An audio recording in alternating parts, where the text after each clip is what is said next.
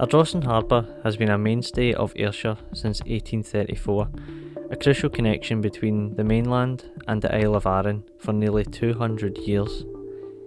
But with the MV Caledonian Isles out of action for repairs and the new MV Glensannox unable to dock at Ardrossan due to its size, the ferry service has been diverted to Troon. This temporary measure has fuelled concerns that Ardrossan's ferry link could be lost forever. How are you feeling about the protest today? Well, I'm actually just sorry that we have to be here to start with. I think it's really disgraceful that we're at this point. As for the car journey, it's not too bad, but for anyone travelling on foot, it's a huge impact, and we're hearing so many different stories, and we're going to hear some today, I've no doubt, of how it's actually having such a massive impact on the islanders' day-to-day life. We're crossing the Firth of Clyde today, not from Ardrossan, the traditional gateway to Arran, but from Troon Harbour. This temporary diversion is a stark reminder of the uncertainty surrounding the future of Ardrossan and its vital ferry link. Today, campaigners from the mainland group Save Ardrossan Harbour are meeting with a newly formed Arran-based group, Arran for Ardrossan Harbour, to discuss the ongoing fight to save their port. As we board the ferry, we feel that it's important to mention that the bus service between Ardrossan and Troon is only for the Glensannox ferry, and passengers who board the MV Alfred ferry to and from Arran will not receive this connection. About 6 months ago we noticed on our Facebook page, it was a poll that it was Ardrossan Harbour in town. Alan is actually the admin of that, and he had put a poll up regarding whether people wanted a ferry from Troon or Ardrossan. The post that Francis is talking about, it actually reached about 29,000 people, which gave us a kind of clue as to how important this might be. And it was a resounding, wasn't it? It was about 90% voting in favour of Ardrossan, which really gave us the catalyst to say that this is something that really needs to be, Ardrossan needs to be much more vocal in. People need time to plan. In a best case scenario, they say, we're working in the harbour tomorrow. That means it's going to be shut for at least 2 years minimum. Some folk have estimated 4 years, so we don't actually know how long the work's getting done, because no one knows what actual work we're going to do. But folk need time to prepare, businesses need time to prepare, or there won't be businesses for the boat to come back to. I was also just going to add in there's potentially economic impact on the local authority there as well. For example, for the bin lorries to collect rubbish from Arran on the current route, they need to leave the depot in North Ayrshire, travel to South Ayrshire, to travel on a ferry to go to Arran to make the same return route backwards. So that's an economic impact on the local authority, but also has consequence for potential increases in council tax in our area. So there's a serious economic impact that's multi-layered that needs to be investigated. I think what we're saying is we don't have a seat at that task force meeting. You know, that the actual anyone from the mainland groups do not have a say in the task force. There's local councillors representing us, etc., but we're not getting the answers, and we would like to sit round the table with everybody, all the different partners involved, and have a voice. Transport's also a big issue for us in accessibility coming from Ardrossan. We're looking at the shuttle bus that comes from the harbour down to Troon, but we never know whether it's going to be a coach or whether it's going to be a bus able to take wheelchairs, buggies, etc. The other issue is once you get to Troon, accessibility here at the port is very poor. I'm sure you had a video of the gangway going up, which at the moment that wasn't too high today. I came on it last week with trying to pull a buggy and really struggled to get up the gangway.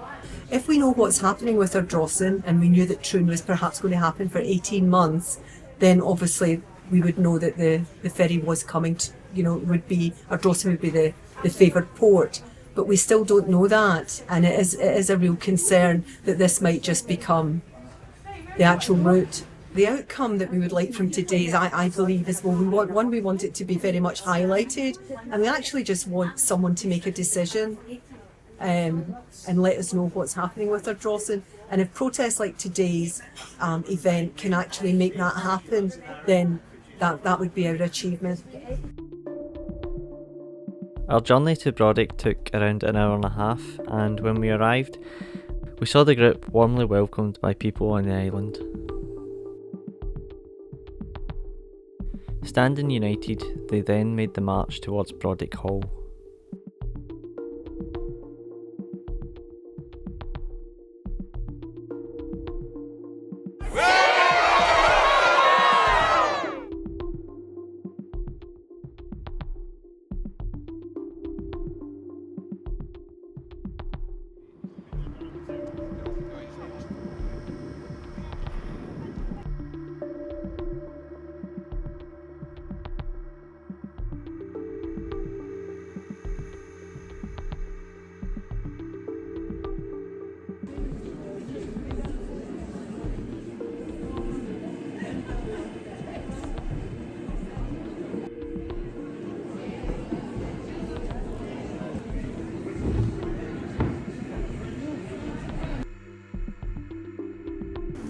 I'm not going to pretend I knew this would be a well-attended meeting, but I didn't expect this. I mean, the balcony's full. There must be well on at least 200 people here today.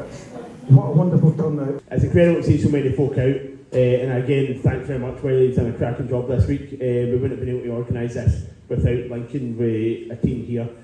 Everyone's telling us that's the case. Everyone's for Ardrossan. Transport Scotland, CalMac, Peel, everyone's saying the same thing, but we're still not getting anywhere. Why is the Irish Bear at, say, Ardrossan not being used? I know it's not working, but why can that not be brought into service? Hi there, I'm Amanda Simpson, the Vice Chair of the group coming over from Ardrossan. I think I can answer a little bit towards that question. The Irish Berth is not part of the original agreement that was made with Peel Ports. So they don't actually get any money for allowing or having allowed in the past for that berth to be used. So I think because, and I can't speak for Peel here, but it's possibly related to the fact that there is no agreement, there's no official agreement for that to be used. It's been at the whim of, or the, what's the word I'm looking for, the kindness of Peel Ports that we've been able to use it in the past. And I don't know if that's the right word there either, but it's the one that comes to mind there. So it's certainly something that we've brought up. Goodwill gesture, yeah, there we go, goodwill gesture. That's where I'm at. Across the parties in Cunningham House, every single party is supporting of Ardrossan. The officials at North Ayrshire Council are also 100% behind Ardrossan. But first and foremost, I'm an islander. I'm an islander born and bred, and for generations we've had a service that has sailed from Brodick to Ardrossan, and you can't just change that on a whim. You just can't do that. I totally reiterate what Matthew was saying about this is a national issue, because quite frankly, if we don't keep this service running to Ardrossan, if we don't do something about Ardrossan Harbour, that's going to cost the public purse, let's be honest. I do wonder whether the Calais Isles will ever come back. I absolutely hope it does, and that we do have a service restored from Ardrossan and Troon, a bit more complicated but a bit better. If we can't have the Caledonian Isles, can we please have at least a foot passenger only service which will go to the Winton Pier? And that would at least keep the service open for foot passengers using the railhead links. And if we can't have that, why can't we have that? We used to come here a lot, and when there was more boats, but it's hard now because they keep getting cancelled, delayed, or just not happen. And the port in Troon, it's horrible for that wee gangway thing. That we got those fucking lumps and that. We've got to get writing about this within this campaign, and I think we need to escalate it to a human rights issue. If we can't get to medical appointments, look at the 12 pillars of human rights or something. This is because of an issue across all of that, and the social justice stuff around this is horrendous. But also the restrictive trading of businesses. You know from businesses in Ardrossan what the difference is. We've not recovered from COVID in Ireland. Maybe please ask these plans concentrate on getting the boat in and out of the harbour. We do not need a quasi airport building. at Ardrossan. We're quite happy with what we have, perhaps one or two cosmetic changes, but beyond that, the funds should concentrate on getting the boat in and out of the harbour. The future of Ardrossan Harbour remains uncertain.